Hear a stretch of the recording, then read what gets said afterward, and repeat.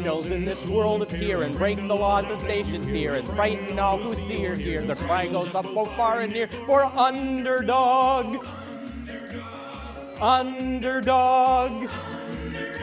Speed of lightning, roar of thunder, fighting all who rob or plunder. Underdog.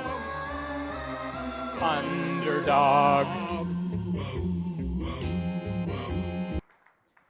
I loved watching Underdog on Saturday mornings, sitting in front of the television in my pajamas, eating my favorite cereal, Captain Crunch.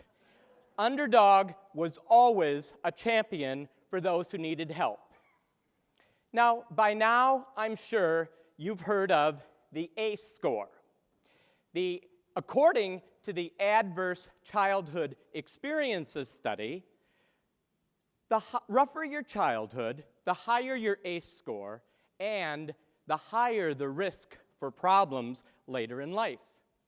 The ACE measures 10 areas of trauma: physical, emotional, and sexual abuse, physical and emotional neglect, household dysfunction that includes mental illness, a mother treated violently, divorce, an incarcerated relative, and substance abuse.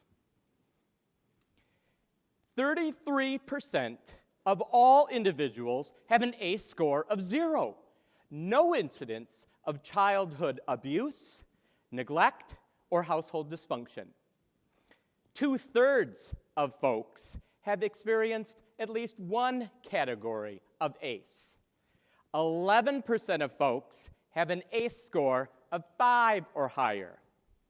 My ACE score is 6. And I'm sharing my story and my ACE score not for sympathy, but rather as an example of how one can overcome, because I have been overcoming all of my life. Now, separate from my ACE experiences, since I was an adolescent, I have been acknowledging and accepting the fact that I was gay. It wasn't easy growing up. I experienced bullying, teasing, harassment, name-calling, and assault for the perception of, and then the reality, that I was gay. I also sucked my thumb until I was in 5th grade.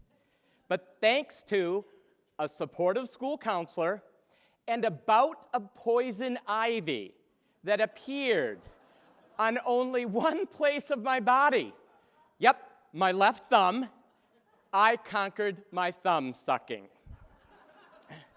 Now, I'm not sharing my story here for sympathy, but I want you to remember that not everything that you see is the true or accurate story.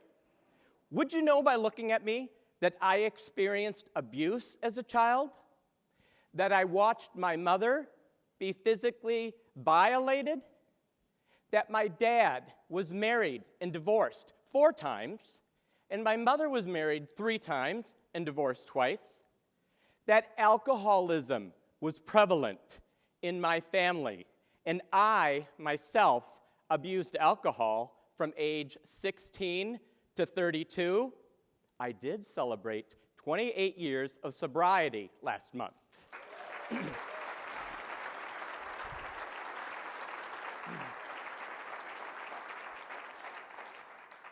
Would you know that I was bullied and assaulted for the perception of being gay? Or that my family was on free lunch, and one of my responsibilities was to pick up our free lunch tickets, which were pink in color, and distribute those to my brother and my 3 sisters. Imagine standing in the lunch line with a pink lunch ticket while everyone else around you had their blue lunch ticket. That's why, in one of my first principal positions, when I saw a child crying because they were given a cheese sandwich and a carton of milk, I went to the food service staff and told them every child that wanted a school lunch would receive one, and they could charge my account if they needed to. Nope, you wouldn't know those things about me. That's why we have to remember and be aware of the students we're serving and what they might be experiencing. We have to be advocates for school counselors, mental health support, PBIS, social and emotional learning, and trauma-sensitive practices, because it's those things that will make a difference to the students that we're serving. They will see those messages. I remember my third grade teacher, Mrs. Taggart. She addressed name calling.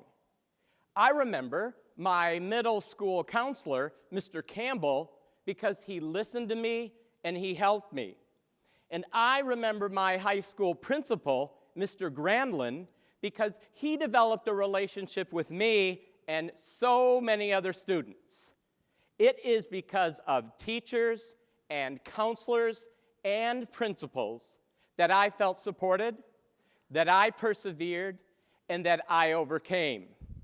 And that's why I'm here today, and that's why I am and will always be a champion of the underdog.